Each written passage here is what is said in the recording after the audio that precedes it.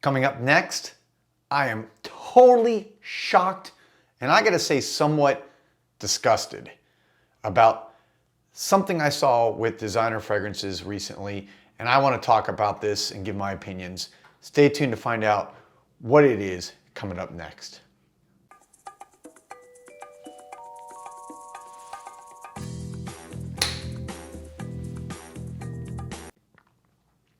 Welcome back everybody to Joel the Nose, and today's video is not a review but really more an opinion piece, okay? This is like an editorial. As you know, if you watch my channel, I review primarily niche fragrances, artisanal, independent, small companies. Typically is what I favor. I just prefer the creativity, the artistic value of it, the versatility and the difference in smells. Of course, not everything is, better or whatever. I do like designer fragrances, just typically they're not my favorite. But I do have to say, the other day I was in Ulta Beauty. Ulta, for those of you who don't know, it's a big kind of like fragrance and makeup store here in the United States, and so basically they have, they carry in the men's fragrance section, they probably have, 20 to 30 fragrances, which are all your well-known designer fragrances.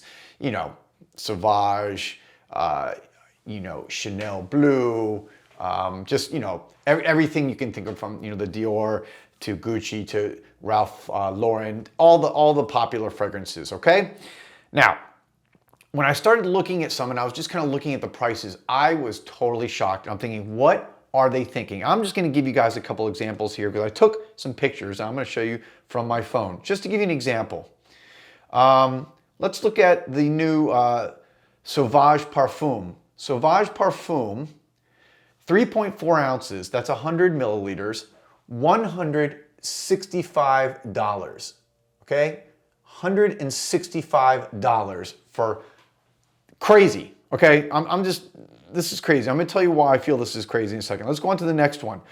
Bleu de Chanel for 3.4 ounces, which is also 100 milliliters, $132. This is all US prices, $132. Next, let's see what some other companies are charging here. Sorry, I kind of lost my thing. Okay, Il Parfum from Yves Saint Laurent. Here we go. 100 milliliters, 3.4 ounces, $170. That's the big one yet, $170. All right, let's go next. How about Eros? Eros from, of course, Versace, one of the most popular designer fragrances in the last, 10, 15 years, $145. Now, for the 3.4 ounce, that's the Parfum. Guilty pour un Parfum, so Gucci Guilty, you can now spend for 3 ounces, so that's less, that's less than 100 milliliters, $163. In fact, let me just, let's see what that is. 3 ounces is 88. So for 88 milliliters, you can spend $163 to get the new Gucci Pour Homme Parfum. Let's go to Ralph's Club from Ralph Lauren. Can't leave Ralph Lauren out. 3.4 ounces, $140 for their perfume. That is, I'll stop there. You get the hint. You get my point. My point is this. I think the designer fragrances have gone bonkers, out of their mind, crazy. Maybe because they see that niche perfumes, get those prices and obviously even higher prices than that. But the reality is there are hundreds of really quality niche perfumes that you can get in that $100 to $200 range, which is what now these designer fragrances are charging. Now maybe it's, you get a little bit less, maybe it's a 50 milliliter bottle of the niche perfume, or versus 100, but there's even a lot of 100 milliliter perfumes that are under $200. I'm thinking of Arquiste, I'm thinking of Floris, I'm thinking of course, Therapia by Aroma, which is way cheaper. You've got Robert Muguet, you've got Montal, you've got Mancera. You've got Nobile 1942.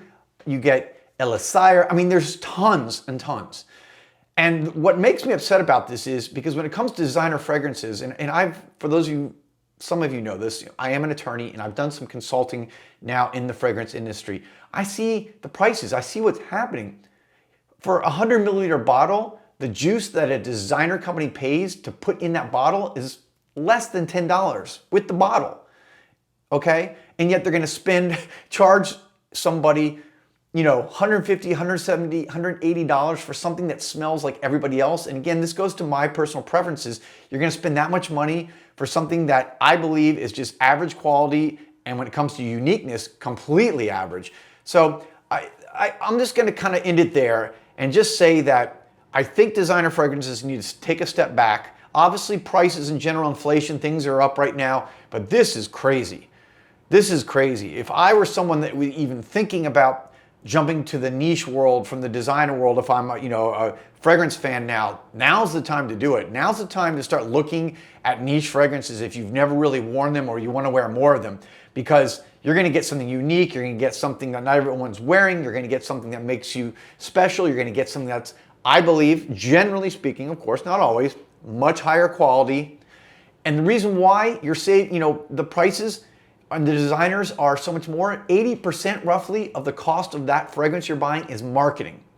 Dior, Versace, Yves Saint Laurent, Gucci, Ralph Lauren, all of them are having to pay extravagant, exorbitant amounts to market those fragrances by hiring celebrities like Johnny Depp, to getting in big department stores, to going into makeup stores.